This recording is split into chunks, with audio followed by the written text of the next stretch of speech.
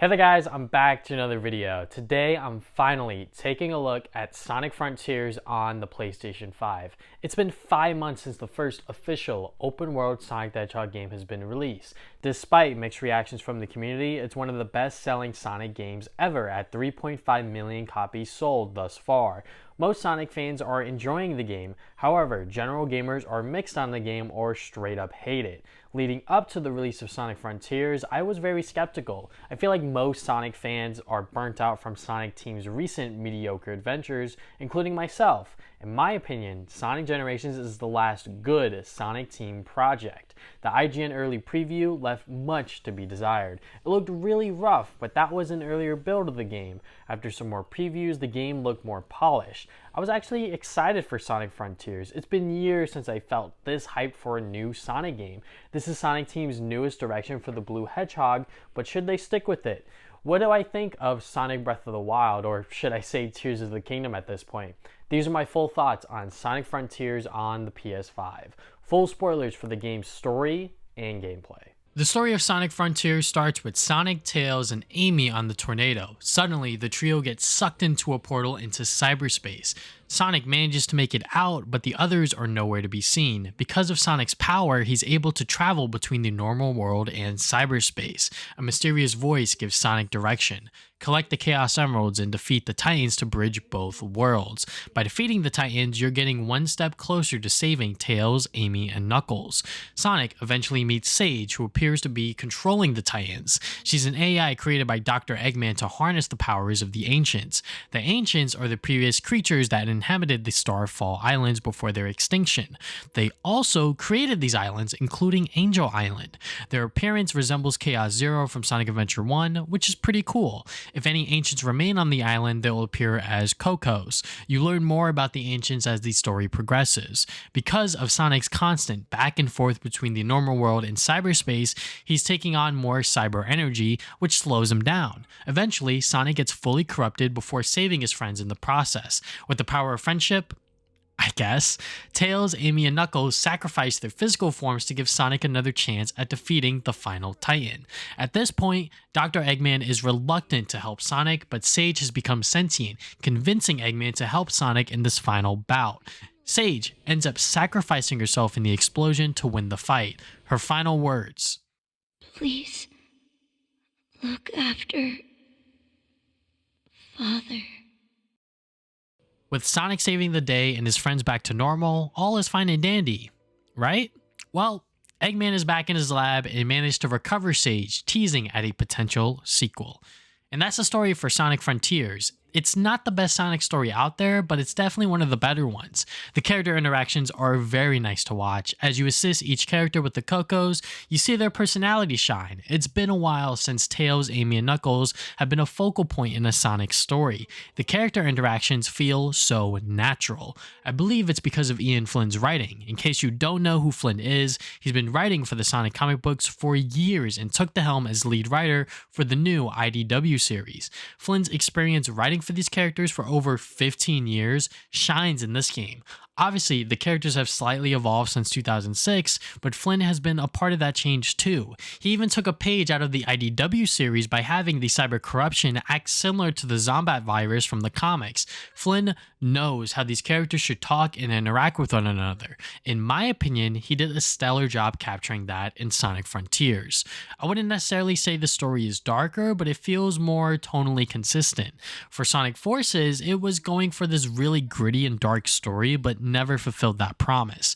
This game, however, does lean on the quote world is ending plotline, but plays more towards the mysterious angle. What I'm trying to say is a lot is unknown here with the Ancients, Sage, and everything else. It's not explicitly told to us. It's up to the player to explore the world to uncover the history of these Starfall Islands.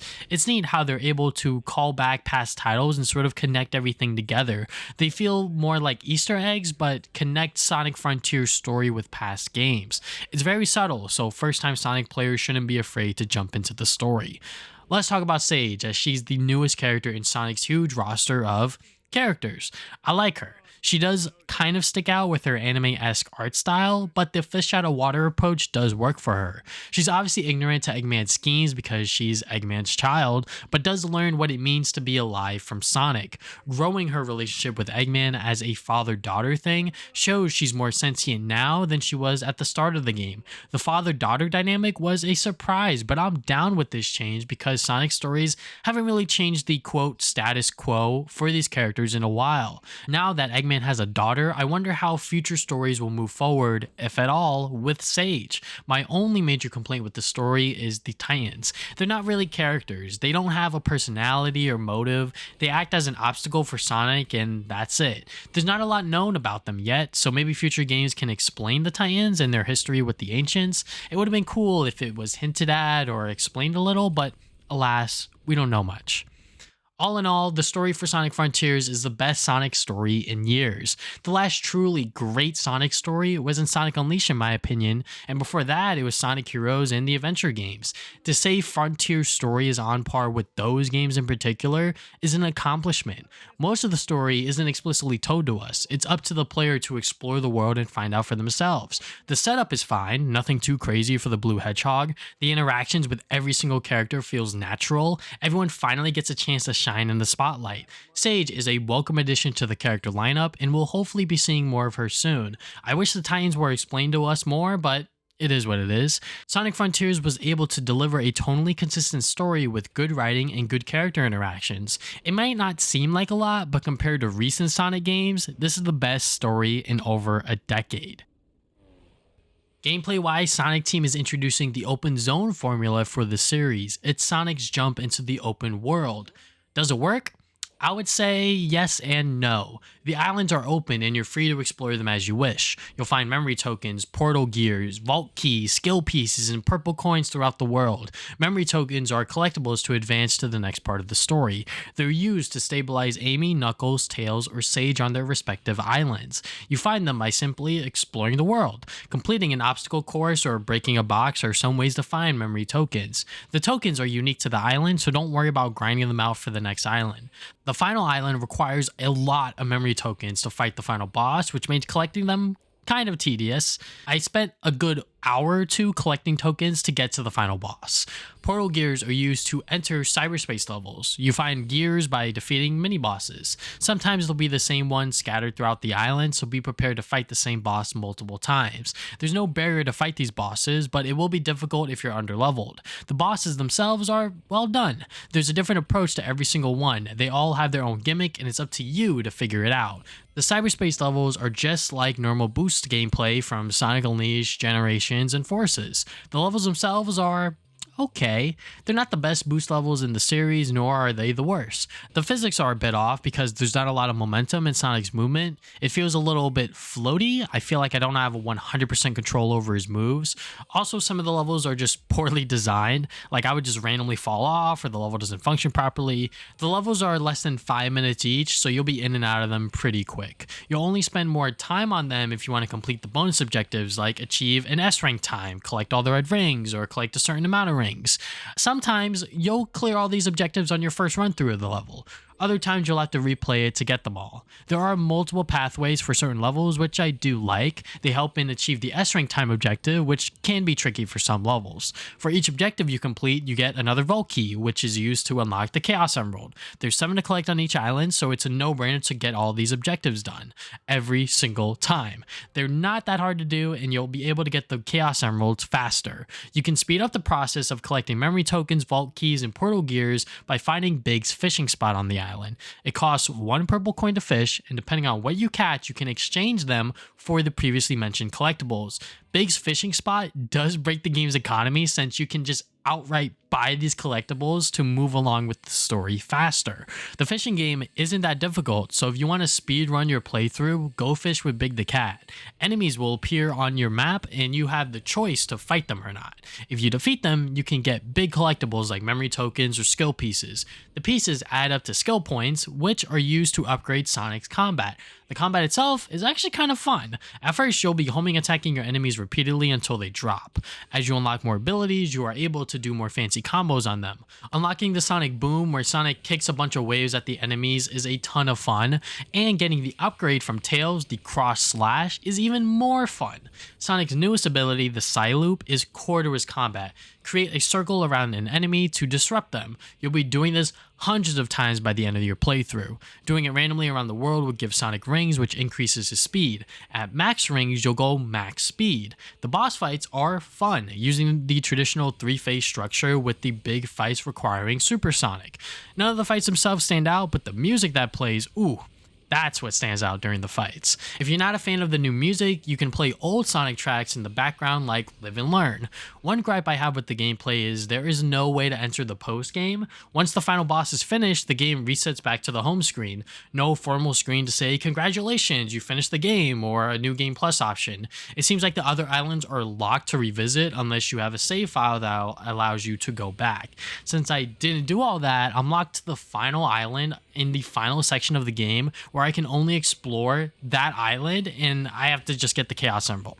That's whack. I hope they fix it in an upcoming update because that's a huge thing to miss, especially with so many open world games out today.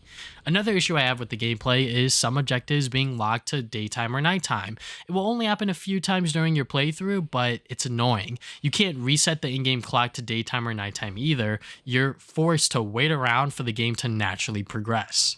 Overall, Sonic Frontiers makes this gameplay style work, taking the high speeds of Sonic into the open world style with a little more focus on combat. The cyberspace levels could have been better, but they're only like 25% of the game, not even. The boss fights are fun moments to take control of Supersonic before moving on to the next island.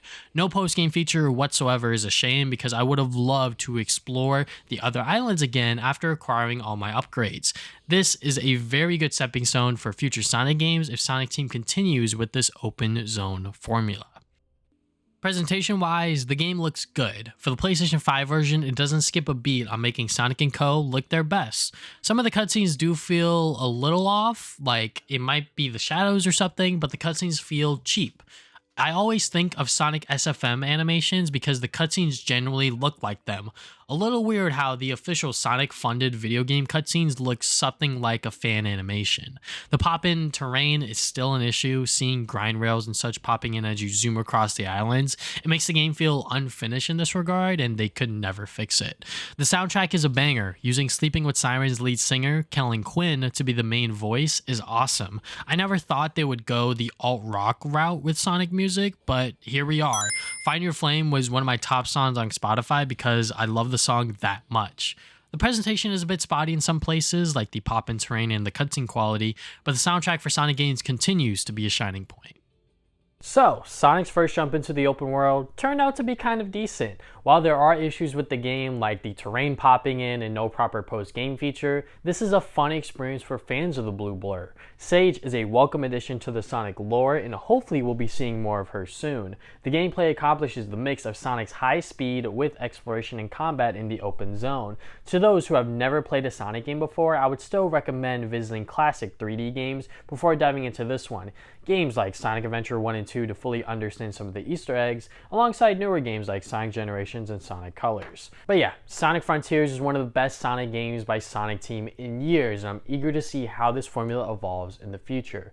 Thank you guys for watching this video. I hope you guys enjoyed. If you like what you see, you can subscribe, put new videos up on Saturdays. You can check me out on social media at allmylinks.com/tvsonic. I have a Facebook, Twitter, Instagram, and TikTok. You can follow me on there, all at tvsonicgaming. I also have a podcast called the Travis and Damien Podcast. We're available on Spotify, Apple Podcasts, Google Podcasts, and many more. We talk about games, movies, and anime every other week. And yeah, that is all I have for today. Thank you guys for watching this video once again. I'll see you guys next time with more videos.